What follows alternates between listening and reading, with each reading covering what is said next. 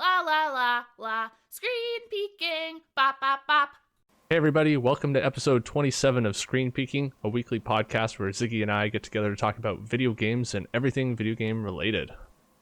Today we got two big fun topics to talk about, but before we get Oh into yeah. that, Ziggy, how have you been? What have you been playing this week? I've been pretty good. A lot more mellow of a week this week. There's some sunshine coming down in my city for the Yeah. first time in a long while. So I was out there, like walking. I took my skateboard out for the first time in months at this point, like since last summer, really. And yeah, other than that though, I've been playing Amori, which I talked about last episode. The more I play the game, the more kind of in love with it I am. Like it is really, really good. Once again, I encourage everyone to check it out. It's also way meatier than I was expecting. Like, Okay. because it is like an RPG maker game, I so was just going to ask very, if it was very that one. indie. Yeah. Yeah. I was expecting like 6 to 12 hours, but I'm like 16 hours in, and I don't think I'm at the end yet. Like, I think I'm in like the final third of the game, I would say, but definitely there's a lot of meat left in it. But yeah, so way longer than I was expecting with that. Haven't quite finished it yet, but I have a feeling when it is finished, it's gonna land somewhere in my top 50. To be honest, like I really, really like this game. Um, and then yeah, Wreckfest, which we'll talk about in a little bit. Nice. Yeah, for myself, yeah, I've been just loving the sun that's been coming out. I've been missing that. Just the fact that even though I like to be inside, just seeing it outside just makes me happy, you know? Yeah. Yeah, and so always good to be back doing this video or this recording every Friday. I've been looking forward to this for a while, especially since the news Yeah, of a lot of big Elden Ring topics. trailers and new Switch stuff. So I didn't get to play much Wreckfest. I played for like a couple minutes. I actually did run out of time, and that really sucks because like I won't have much to say on that. But other than that, I ran out of time because I wanted to beat Spider-Man. I did beat Spider-Man 2018, and I beat Dishonored 2 again. Awesome. Really good time with both of those games, and I was kind of really close to the end the last time we recorded, so I really wanted to finish them up. Then I started Disco Elysium. Didn't give it a fair shot yet. I only had a little bit of time, and I was like, oh, this is a lot more. Like when starting it up, even I was like, there's a lot to read, a lot to figure out here. I don't have time for this right now, so I bounced. But I'm planning on going back into it. I think I played 20 to 30 minutes or something. But I was liking what I saw so far. And I started up Neo, the first one, on my PS5, and got my ass handed to me about 1,000 times. That game is so hard. And I don't know, like, as someone who loves Souls kind of games, like, I don't know. I was telling my brother, because obviously he's been playing Neo 2, and he talked about that a few weeks ago, and so I was like, I really want to get it, but I don't want to buy the second one yet. I still haven't beaten the first one, so I downloaded it, and it's kicking my ass. So I really need to get better at it. I don't know. It's like the first level too. It's just the boss of the first boy, level, yeah. and I don't know. It's kicking my butt. But yeah, why don't we just quickly touch on Wreckfest? What were your impressions on that from what you played? Yeah, I am sort of lukewarm on it, I guess. I don't know, my main sort of takeaway, I was expecting a little bit more of like a destruction derby feel to it, as opposed to what it does feel like to me, which is more of just like a good, if not somewhat average racing game with some sort of neat track design and a really robust destruction system, which I don't think either of those like really, really make it stand out as much as I was hoping. Um, like if I'm gonna play a racer, I'm gonna play Forza, and I don't think that this game really changes that in any meaningful way. But same thing. I didn't play a ton. I played, probably 4 or 5 races with one of my friends, just like running and ramming into each other. And yeah, like the track design is really cool. I think the way it sort of like figure eights and does encourage you to like T-bone each other and stuff like that, and really sort of mess each other up. I think that's really fun. I drove the school bus in one of them, and that was just like slow and funny, really. And yeah, I mean it's fun. Again, one of those Game Pass games where I'm like, I'm really glad I didn't pay for this, but like I'm glad I played it. It was a fun evening, but yeah, probably will just uninstall it and not go back to it. Nice. Yeah, I don't have much to add to that because I didn't play probably much more than you. I actually played like half of that amount. So, another thing I've been spending a lot of time on is actually secret, but my brother's birthday gift. I've been doing a lot of art for a thing for his birthday, and his birthday's on Monday. So I've been kind of crunching like right down to the end, trying to make sure, not bad crunching, just just having fun with it, trying to make sure a thing gets finished. So I did finish it, but yeah, it just was like it's either Wreckfest or drawing. I was like, I'm doing some drawing, that's just how it goes. So let's jump right into the thing I'm super excited to talk about. Elden Ring trailers leaked this week, and obviously not officially real trailers, but I feel comfortable saying these are legit. So that's a Nick stamp of approval right there. Knowing what I know of Souls and Sekiro and From Software games, this looks to be like real clips of an actual trailer for sure. And just like the room, one thing I wrote down a few notes. I actually watched the trailer back, or the clips back in like half speed on YouTube the other day, just so I could write down some things I noticed and kind of my own theories of how the game is going to play a bit compared to Sekiro or Dark Souls 3 being the kind of the last two games that they made. So I'm going to run through the things I noticed and then kind of what my thoughts are on the game, and then I'm going to just bounce it to you, Zig, and just kind of see what you're thinking of. If this stuff's real, what do you think of this? So I wrote down, like, there's a scene a couple times in the trailer with a giant tree in the background. It's like really huge, almost like a huge white tree, and it's shown a few times. And in one of the scenes, if not both, the branches appear to be on fire, but it's not. I'm not totally sure if the branches just look like flames and they're static, or if it's actually moving because it's so blurry, right? Yeah. And so I was kind of curious if it had something to do with in the actual official trailer for the game. There's a line where the narrator says, "Look at the sky, it's burning," or something along the lines of that. So I'm wondering if it has something to do with this giant tree and its branches burning, or something to do with that. So I just thought that was interesting. The other thing I noticed, they show a few character builds. So, there's a guy with a shield and a scimitar, a witch, and a guy with an axe. So seems to be, if those are playable character, if that's your player character, then you got more builds, just like in the Souls games, unlike Sekiro. Assuming, it's a player character, it looks like you can sneak up behind enemies. So they might be taking stealth from Sekiro, though. And I thought that was really interesting. So they might be bringing in that stealth part. There's the jumping, which looks to be more precise than in Dark Souls 3 or like the other ones. You click the right stick to jump and you're committed. You're going that direction and that's it. And, obviously in Sekiro you get more vertical height. You can kind of change your direction a bit. So that's nice. We get to see a backstab, but the backstab animation, like the scene starts with the animation already begun.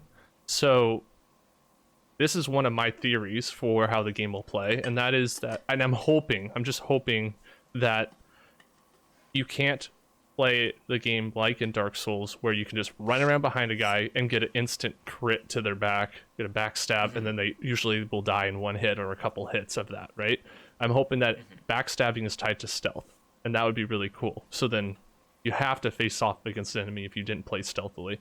And I think that would really fix, because I personally feel like that's the most broken part of the Souls games, is just being able to run behind and get a good backstab and you take out almost all the enemy's health. It's like, come on. So that's one of the theories I have.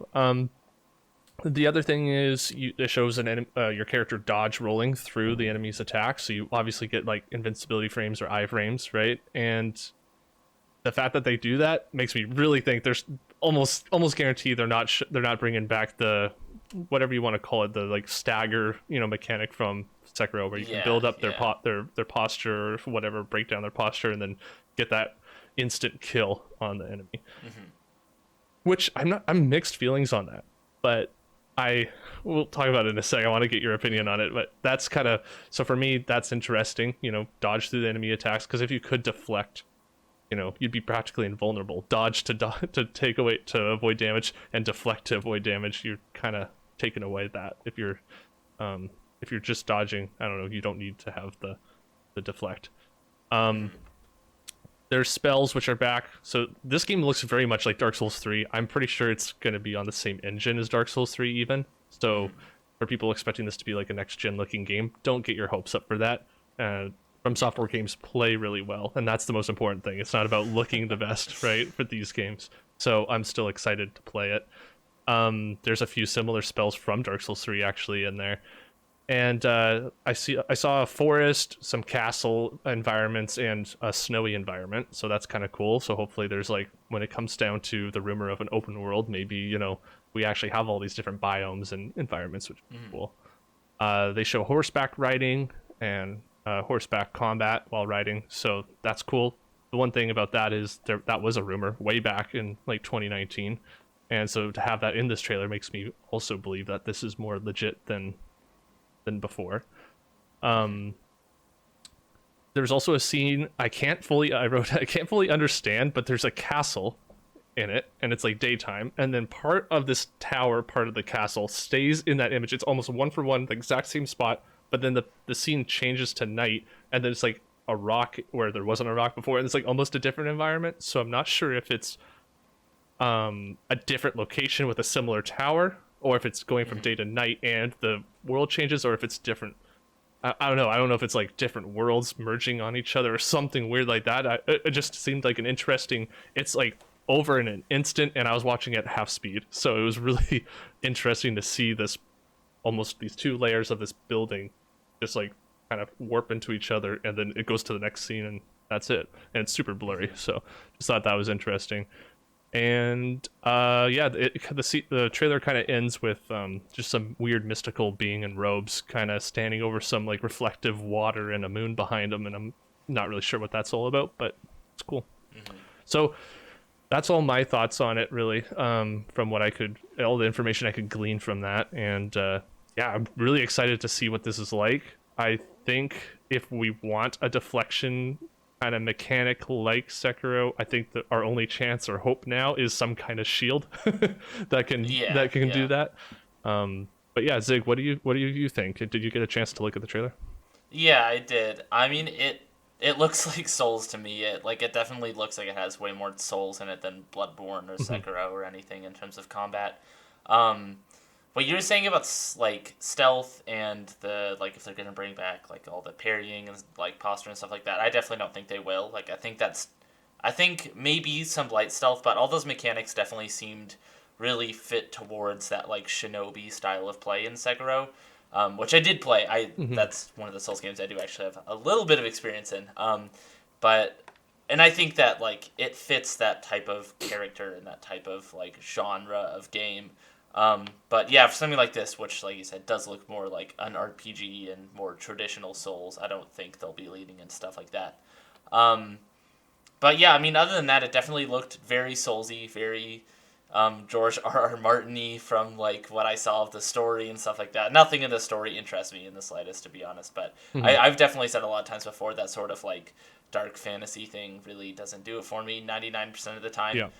So that's not really like a fault of the game. That's just personal taste. But yeah, I mean, I definitely like the idea of FromSoft sort of branching off from their usual formula, because at least for me, from the outside looking in, like looking at a developer like that who is obviously massively talented and has kind of been making the same genre of game for like since Demon Souls, like with variations, but ultimately with the same format and feel and style of it. I want them to do something else. I want to see what else they can do, because that's what they did before Demon Souls. They made like, what was that game where you're like, you play as the president of the United States and you have a massive mech or something and you beat up your brother, like just like What? crazy batshit stuff like that. I don't forget know. what it's called.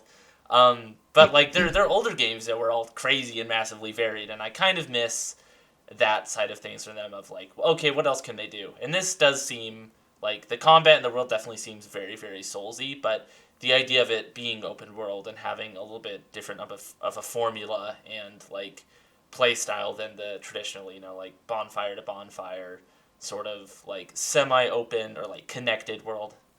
type structure. I like the idea of them straying from that and doing something different. I think that's exciting to me. But yeah, I mean, I saw some like, oh, Nick is gonna love this. Like what I was saying about with all like the dark fantasy stuff. I know that is way more your type of shit than it is mine. I love Um, dragons. yeah, exactly. And what you're saying about the tree, it sort of gave me like Norse vibes with Yeah. like Yggdrasil and all that. Mhm. So we'll see sort of what they're doing that. Maybe like sort of blending stuff from different mythologies could be cool. But yeah, I mean, I'm sure it'll be good. My only hope is that it's something different. But yeah, probably one I won't pre-order, but I'm definitely very, very excited for the people who are into that kind of thing. Yeah, their challenge will be to have a product that pulls you in to want to play it, right? And if they can pull that off, that's a big success. Yeah. And I don't really expect them to be honest. Like, the reason I was drawn to Sekiro and am somewhat drawn to Bloodborne, which I do want to try out eventually, Yes. is it is because it isn't dark fantasy. Like I really love that like feudal Japan sort of like fairy tale type thing that Sekiro goes for, and that like eldritch horror type style of Bloodborne is also really up my alley, a lot more than Dark Souls is. Yeah.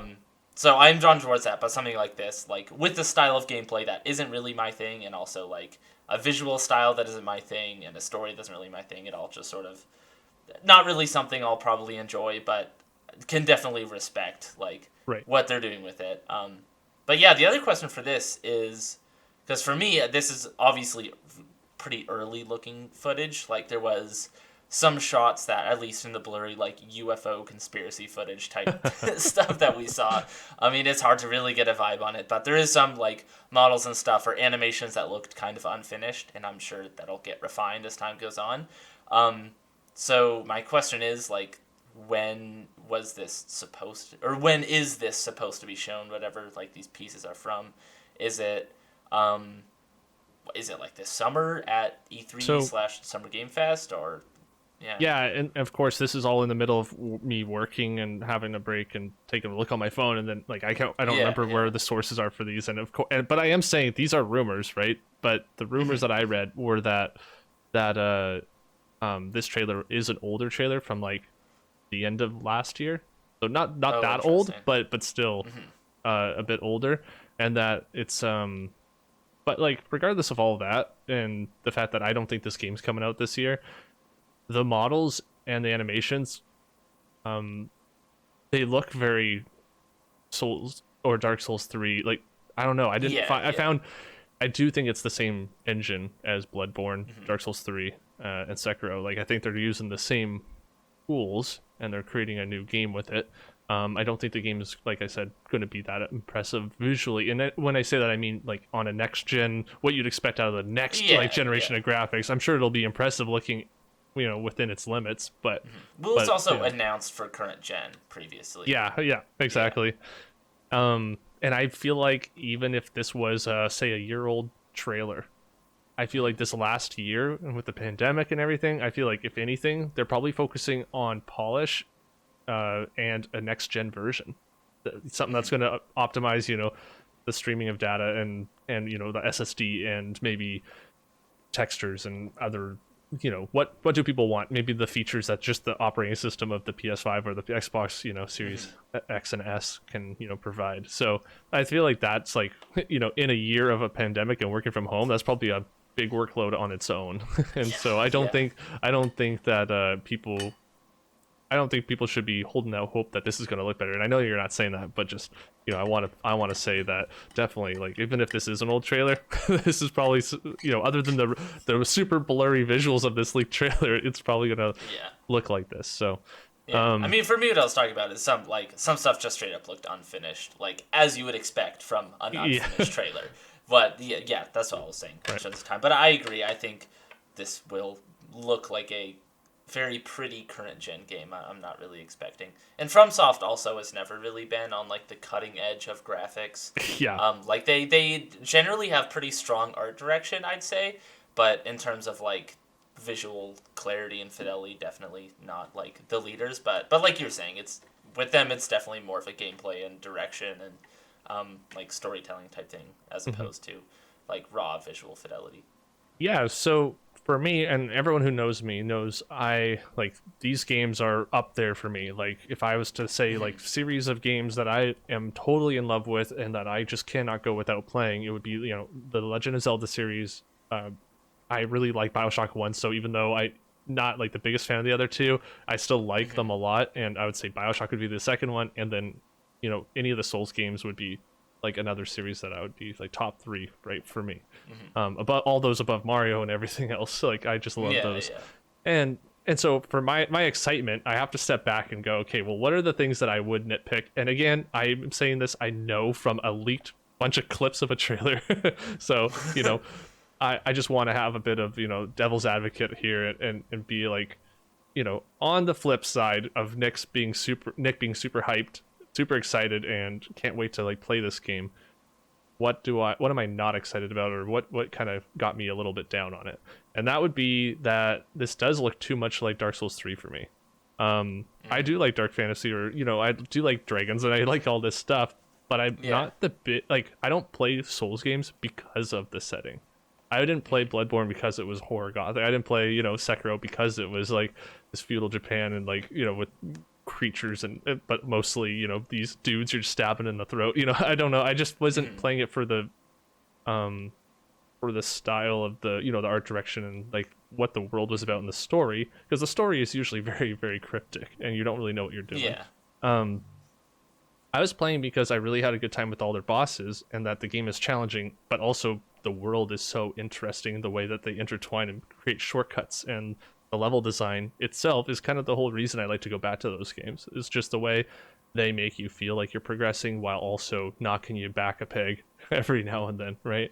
I really enjoy just the back and forth. Okay, am I going to make progress today when I sit down, or am I going to be playing the same part over and over again but still getting better at it? and that's something I really enjoy. So for me, this looked like, when I saw the dodge roll through the attack, I got a little down. I kind of thought, oh, so I'll be doing that again, because I would have been okay with it more. I do really like Sekiro. That's my favorite combat of all those Souls games, and I'm not sure how they could do it if they were wanting multiple builds. So that could be why it's challenging. I don't know, but yeah, for me, I love being able to customize your character and choose what you want to use for weapons. I think that's important for me as like a player who wants to play these kinds of games. I like being able to choose. I want a giant ass sword, and I want to be running around in my like underwear, just so I'm light enough to be able to roll fast or run around fast. But I wanted, but like if there was a way to have this kind of deflection mechanic, or just create something new, and maybe there is, then that would be what I want. That's kind of what I'm looking for, is that, holy cow, they're doing something totally different here. And for me, from this blurry trailer, it looked like, okay, there's a generic skeleton. There's another creature that looks like it's from Dark Souls 3. And so my disappointment comes more as you're not doing Dark Souls 4. You're doing something totally different, but it's the same. So why aren't you doing Dark Souls 4? Kind of Dark Souls 4. Yeah, so why aren't you doing Dark Souls 4? And, that's kind of where my disappointment comes in, is why, this doesn't make sense as this is something new and different, but it's also the exact same, but it could be seen as a sequel. It could be seen as Dark Souls 4, right? You're using the same spells, you're having different outfits and different weapons, similar weapons to those games. So that's what I'll be looking for when the official trailer comes out, is what makes this actually different than a Dark Souls 4. And that's kind of what I want, because I want the story to still be cryptic, and I want the level of design to be interesting, but I just want FromSoft to make another mech game. I'm gonna be honest. They've made a few in the past. I love mech games. I want another mech game from FromSoft. But yeah, no, I agree. It like I would say that's my criticism too, is that watching this like with the combat, I'm like, yep, that's Dark Souls. Yeah. Like with the dodge rolling and the hitting. I don't know why I said it like that. But yeah, like just like the way that sword swings are animated and all that definitely looks very, very Dark Souls. For better or for worse, Yeah. But yeah. Yeah, so I mean, that's all I have to say on that. Do you have anything else to say, or we'll just move right on to the next topic here? I think I'm ready to move on, yeah. Okay. So next on our list here is another really exciting one, is From from Bloomberg, and I don't have the article pulled up because I just got home and jumped on in like 5 minutes, but Bloomberg had an article reporting that Samsung is creating OLED screens for Nintendo. And I'm pretty sure, if I'm not mistaken, I'm pretty sure that's where the facts end, and then the rumors begin. The rumors obviously being, we know Nintendo is going to create a new Switch at some point or a new revision. Will it be using this OLED screen? And the rumor also, or the other fact being that it's a 7-inch screen versus, the Switch has a 5.5 right now. OLED, that'll save battery. Everyone's talking about that right now. That'd be great. 720p resolution. You're saving battery with that, and you're also saving battery with it being OLED. It wouldn't have to take up more space on the current system's size in terms of screen space, because you could get rid of the bezel. A lot of people are talking about that right now too. All that sounds exciting to me. The other thing being that it can output 4K when docked. So Zig, my question for you is, let's say this is all true. There's, a new Switch is, actually the other rumor is that it's coming, or the other thing is supposedly it's coming out at the end of this year, which is crazy to me. Yeah. Yeah. So let's pretend this is all fact, that it's coming out later this year. There is a new Switch. It's going to have an OLED screen. It's going to be 7 inches. If that's all true, Zig, is this a revision of the current Switch, or is this an actual next-gen console? It's not a next-gen thing. Okay. I can say that almost as fact. Also, I definitely believe this. I think Bloomberg is the kind of site that wouldn't really say these things as matter of fact as they said if they didn't have very, very good reason to totally believe it. And that being said, that doesn't mean this is actually what's going to happen when whatever the new Switch gets announced. Like, plans change. I definitely do not believe 2021 on this thing. Whether, like, I'm sure that that's what their source said, and I'm sure it's a reputable source, but I don't think that's actually what's going to happen. That'd be cool, though. But yeah, with what they're saying as terms of like an OLED panel and stuff like that, doesn't really scream, oh, this is the next generation of Nintendo Switch. It just says to me like, oh, this is a revision, a better screen. Slight correction there. The Switch Lite has a 5.5-inch screen. The regular Switch has a 6.2, I think this article says, inch screen. So it's a little bit of a jump from the regular Switch. And yeah, in terms of 4K output on a TV, I definitely like, because my Switch kind of looks like shit on my TV, to be honest, with the way it outputs. It's just, jaggy and whatnot. And my guess for that would be that it's going to be sort of a DLSS type situation of like AI upscaling the image. Yeah, there's been the rumblings of that. Yeah, whatever the DLSS is going to be running on, I imagine would just be inside of the dock that has that AI upscaling to your TV. And that's just my guess. Like, a lot of people have been saying that. Yeah, I don't think there's been anything that they've said to confirm that, but that would make the most sense to me. Like I've said before, I don't think Nintendo will target the Switch to run native 4K. No.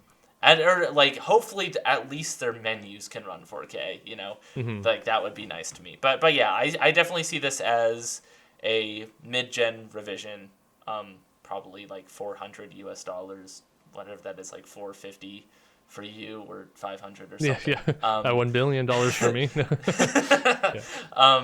But yeah, I mean, it's exciting to me. I definitely think it makes sense for them. I think having 4K output will be smart.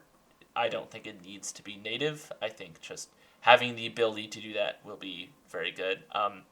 In terms of it being bigger, I don't really like that. Like, I already find that the Switch is kind of like too big for me to really see it as like a true portable device, because it's kind of heavy. And maybe that's just that the case I have in is kind of bulky, but it doesn't really feel like just, slip it into your bag, bring it with you the same way like a 3DS is, Right. Or even the Switch Lite, where, those really small, thin, clamshell cases for the Switch Lite are, like, you can almost fit them if you have, like, big pockets on your pants. You can almost fit it inside there.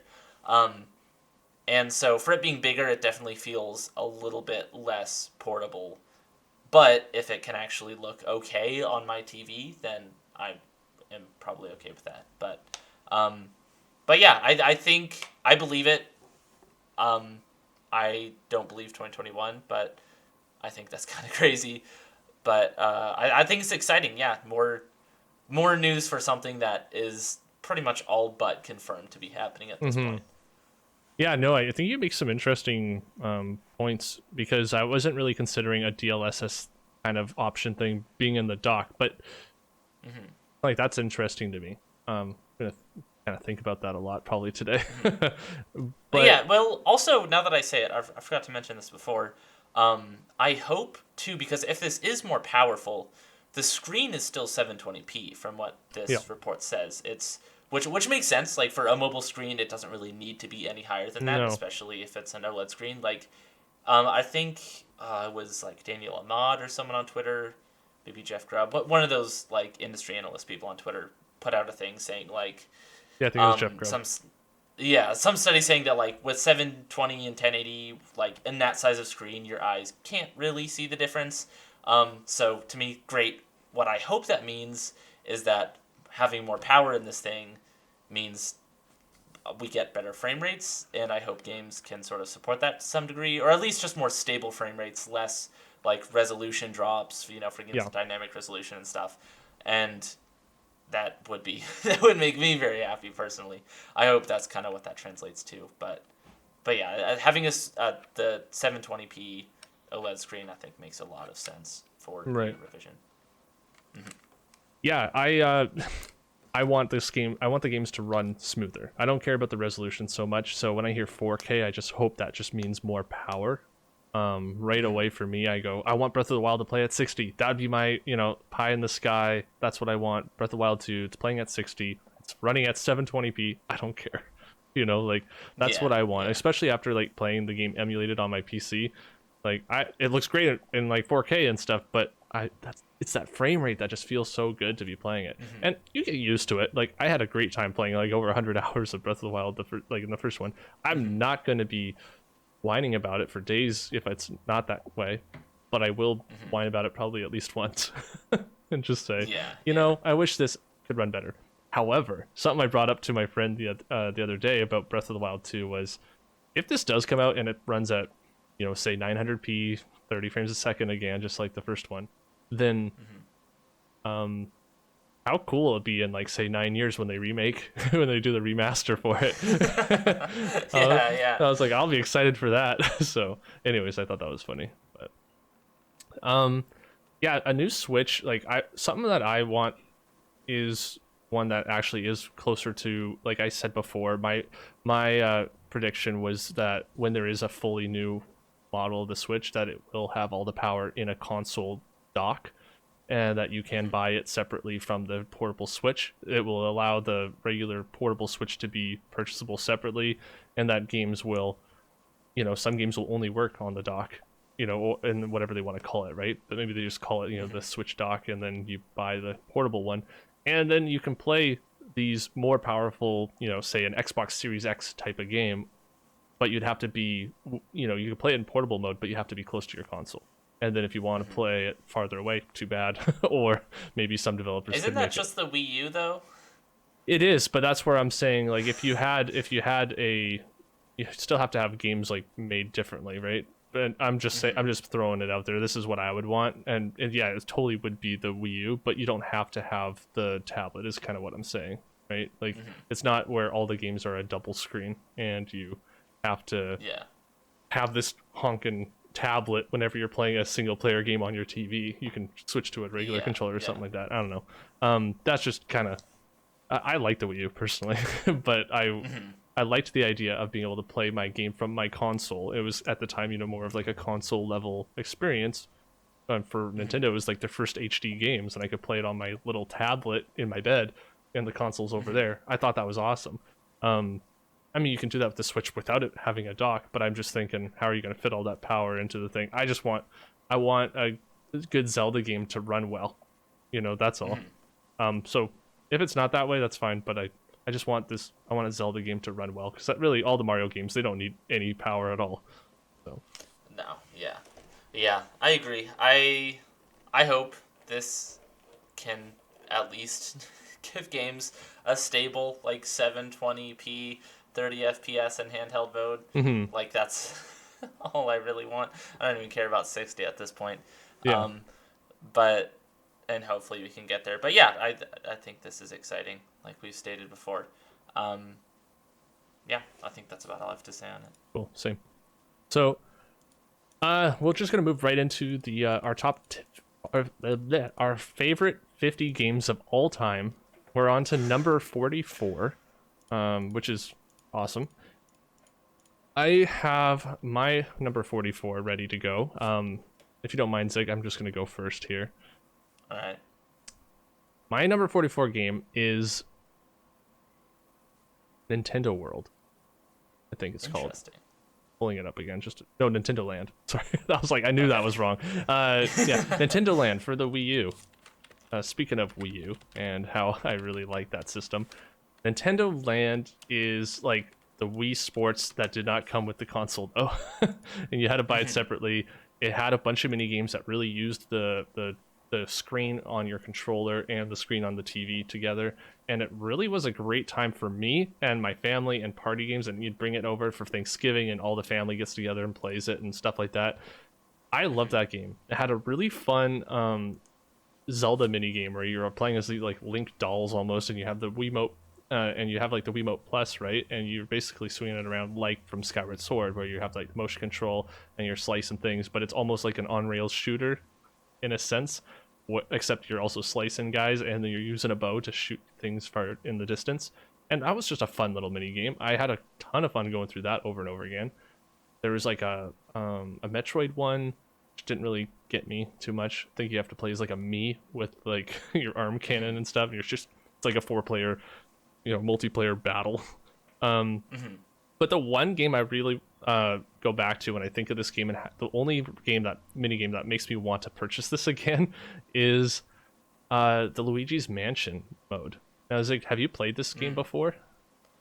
Nintendo Land? I don't think so, no. Okay, so in this Luigi's Mansion mini game on here, like you have your main hub, and you're just running around as your little toy Mii, and you run over to the corner to different doors, and that's the different mini games. And this one Luigi's Mansion one was so smart, I thought. It basically made it so the person holding the tablet controller is the ghost. And you get a top-down view layout of a mansion with like, walls and doors and certain like passageways and stuff. It's the same layout map that you see on the TV. And you can see up to 4 other players, so it's like up to 4 versus 1, basically. The one ghost person has the tablet. The other 4 players, they can have the Wiimote, sideways or something, and they're all in the 4 corners of the map.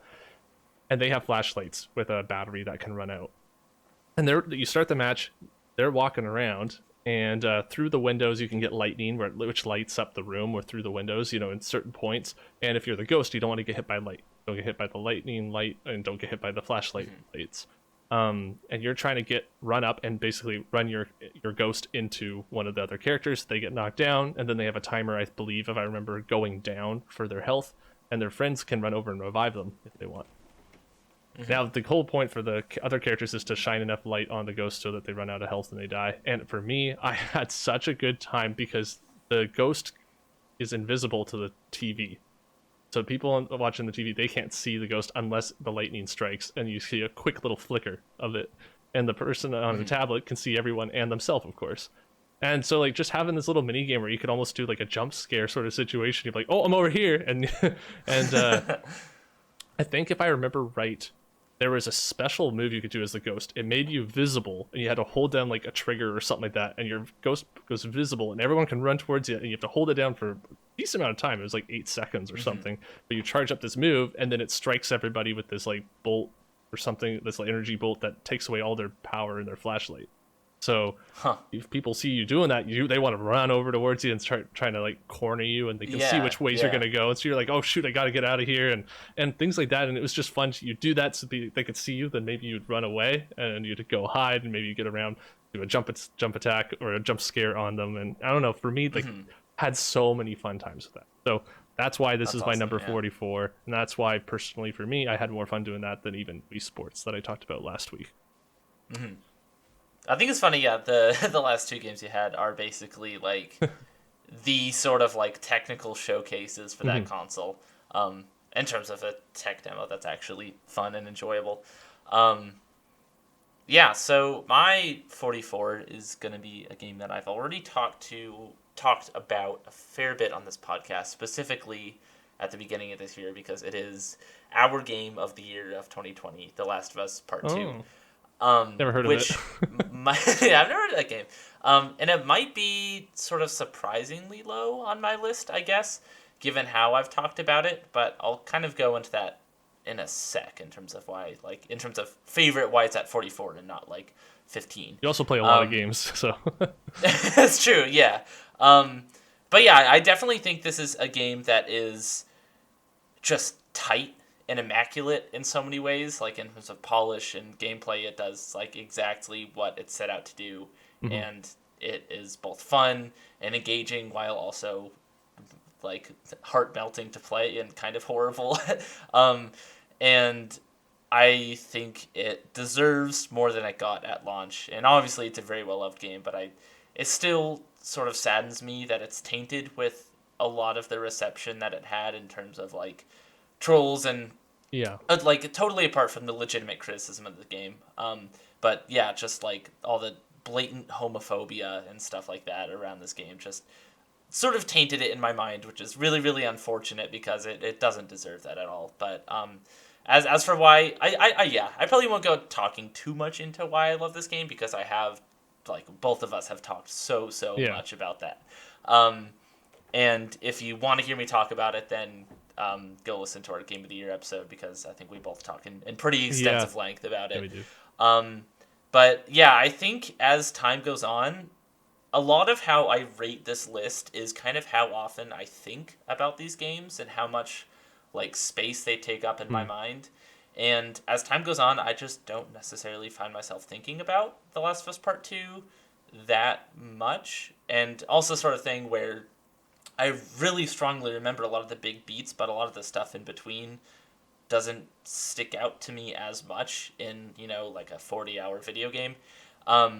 And I definitely don't think that makes it any worse, but just, in terms of like this very personal, biased favorite 50 games, I don't think it takes that 15 spot just because, I don't find myself thinking about it and pondering it and all these things the same way I do something, I guess I don't spoil the top of my list, but I mean, something like Half-Life 2, which is obviously, one of my favorite games.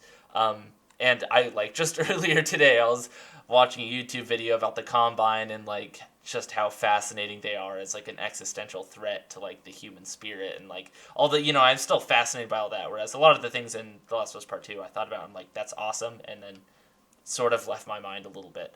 And also The Last of Us Part 1 sort of danced around the 50 spot on my list, but ultimately I don't think it does make the cut because I do like The Last of Us Part 2 like significantly better than the first game. And I don't know that like the first game is what I talked about in the second game, but just even more, I think, where when I think about why I love The Last of Us, there's like one moment in The Last of Us 1 that pops up and kind of nothing else in that game. Like I think The Last of Us 1 is a really tight and polished, but ultimately kind of forgettable experience to me, if that makes sense. The one chapter that I think breaks out of that is I completely forget the context surrounding it.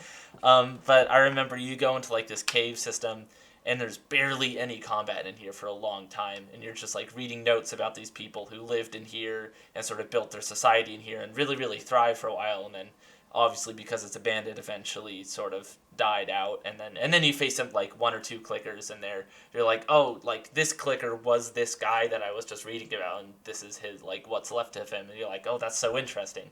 And I think The Last of Us 2 just does that sort of thing, but like more and better and throughout the whole game, I think.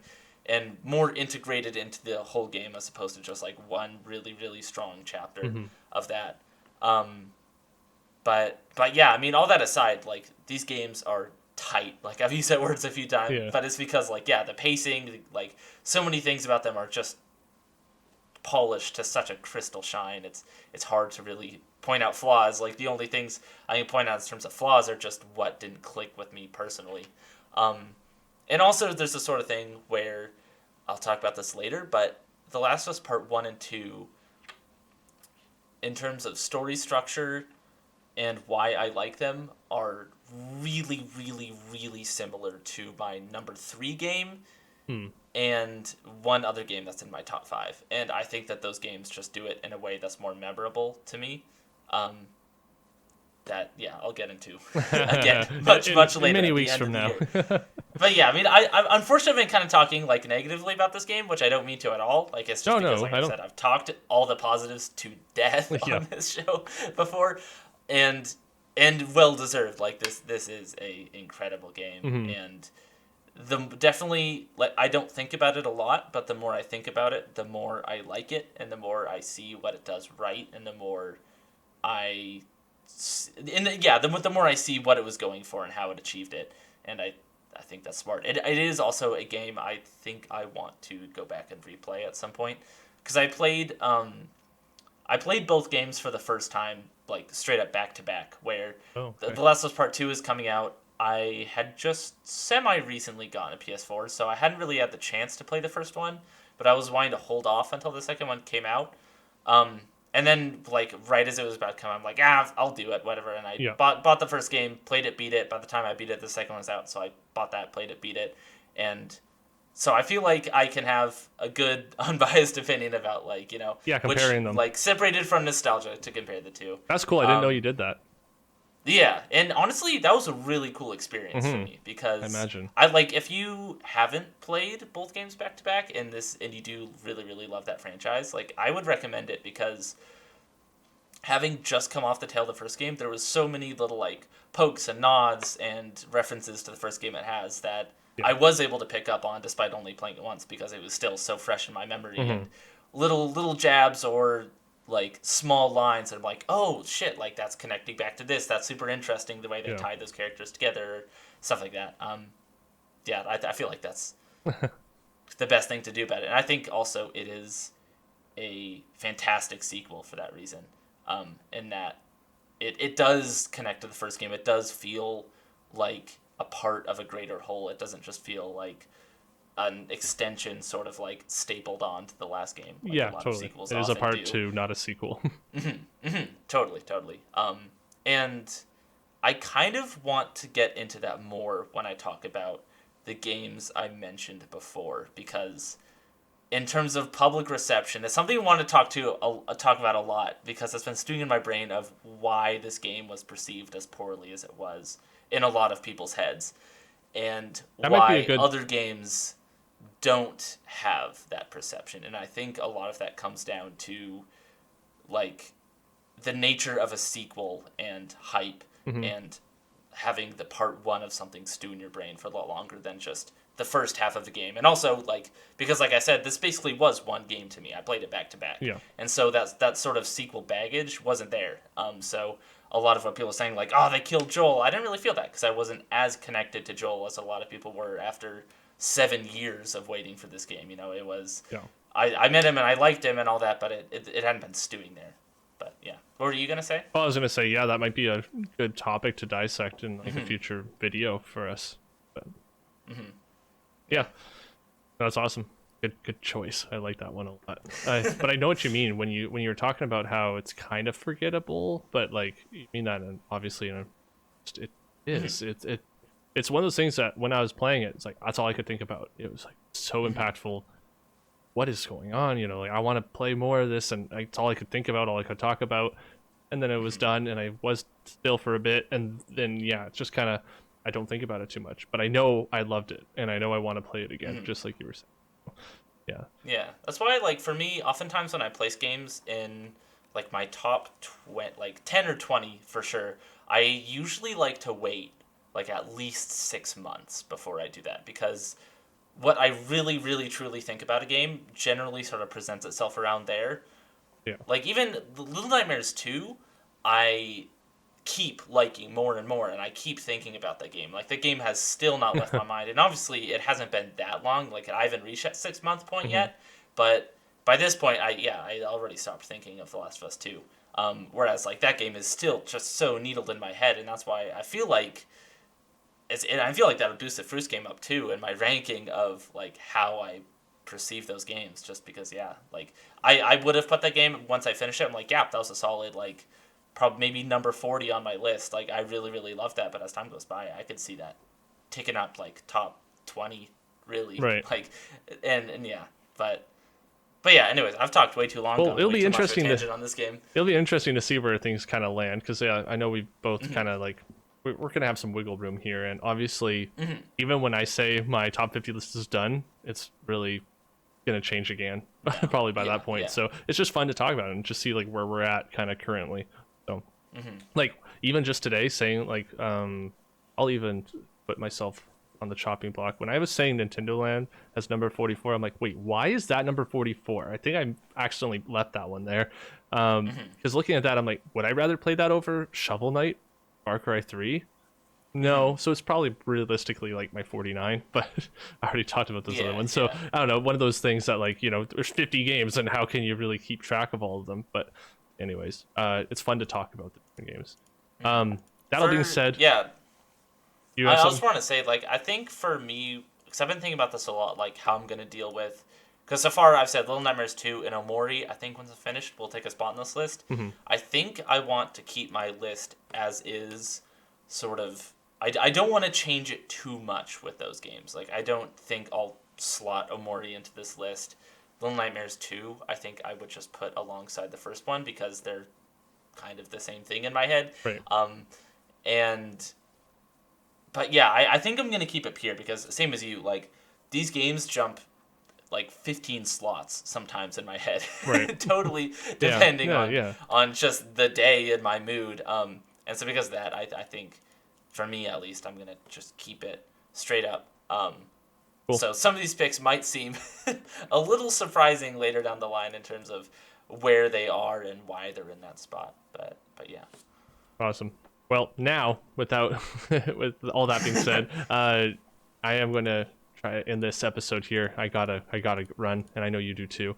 So, thank you everybody who watched to the end here. We never picked a new Game Club game. No, we didn't. I was just gonna say we don't have one, but oh shoot. Well, weren't we talking about? I don't know if you actually want to do this, but just doing Cricket 19. Oh, my brother's here. Oh shoot. Okay. Yeah, that's right. Yeah, we'll do Cricket 19. This week's Game Club game is Cricket 19 because Zig and I thought this looked hilarious. We don't know anything about cricket, so we're gonna give this a shot, see what this is like. Yeah, thank you so much for watching to the end here, for hanging out with us and getting to, enjoy, I guess, hanging out with us and talking about, all this stuff. Please leave a comment below if you have, any opinions or suggestions on how we can do better. And also just if you're excited for, Elden Ring or the next Switch and what you think it'll be like. Leave a like and please subscribe if you want to see more of this. We'll see you guys in the next episode. Bye. Bye.